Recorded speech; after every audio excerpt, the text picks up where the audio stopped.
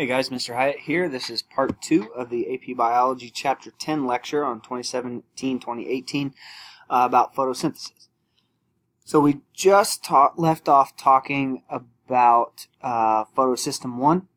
Now we're looking at the more complex and more profitable non-cyclic photophosphorylation that is going to use both photosystems.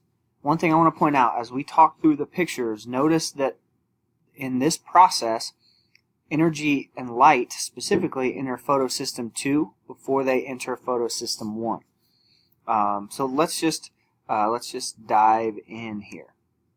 Okay, so we're talking about the light reaction when we talk about non-cyclic photophosphorylation.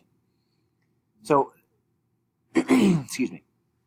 We saw this before. P680 is going to be the it's a complex of specific chlorophyll that's going to be excited, and it's going to, like it says here, energy of electrons. That when that energy comes in, these versions of chlorophyll are just going to pass the energy along to that P680.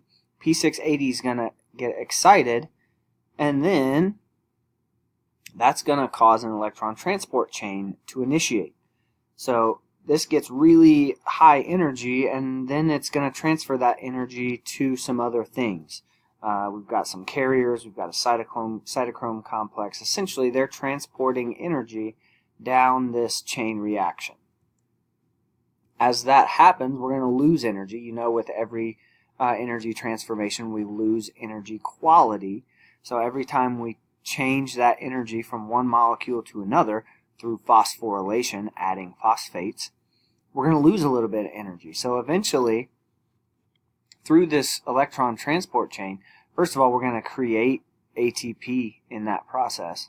We're going to dephosphorylate. We're going to add phosphates to ADP and AMP, and we're going to create ATP.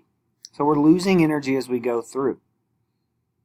Now here's the evolutionary adaptation. Once we lose enough energy, we can excite that P700 that we saw in the last lecture, and we can get a little bit more out of our energy input. So it's sort of like when my wife all the time is repurposing scraps from when I make a project. So like I built a compost bin.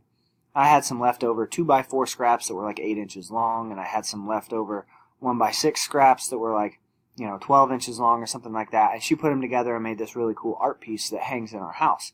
So we're getting just a little bit more out of the original input and the original investment. So the result of the photosystem 1 piece of this, again, we've got an excited chlorophyll that's going to initiate an electron transport chain. This time it's going to produce NADPH, which can then be used to make ATP. That piece will make much more sense once we talk about respiration in our next chapter, and we learn about how the mitochondria makes ATP from things like NADPH. Another image that sort of summarizes the whole process. Again, we've got our photosystem 2 that's got this light input. Energy bounces around, gets excited. We lose energy to make energy. Then, as a result of our electron transport, we're going to excite another chlorophyll that's going to initiate another electron transport that's going to result in NADPH. Notice we've got another light input here because we already covered that. Remember, in the first lecture, we covered that process where we just used photosystem 1 to excite. So they're going to work together. These two things are going at the same time. It's kind of a classic example, a classic metaphor that shows kind of how this works if you were to relate this to a construction site. So we got the guy with the big hammer that inputs the energy, and that excites that electron. That electron's at an excited state. Well, this guy rolls it down. The mill's going to make some energy, and then we got to put a little bit more light in along with the results here, and we're going to excite that electron again.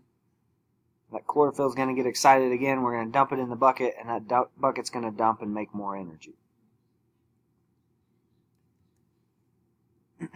So the light reaction is what we just talked about.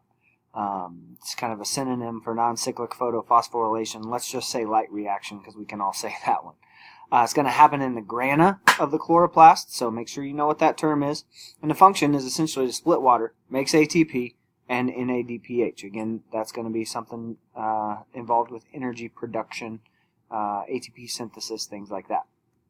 So if we look at the light reaction specifically, on the left there you see requirements. We need light, we need water, we need ADP, and we're going to need phosphates. And then that NADP plus is going to be, we're going to hydrogenate that, and we're going to make that NADPH. And ATP is going to be made, and we're going to create water from all of these things. So this goes in, this comes out. The chemiosmosis model is essentially trying to unite photosynthesis and respiration because they are really, really, really similar. We're making ATP. We're going to use an energy input. We're going to use a hydrogen pump to pump to pump hydrogen across a membrane. We're going to create a concentration gradient and then take advantage of passive transport. And that hydrogen diffuses back through. We're going to create ATP.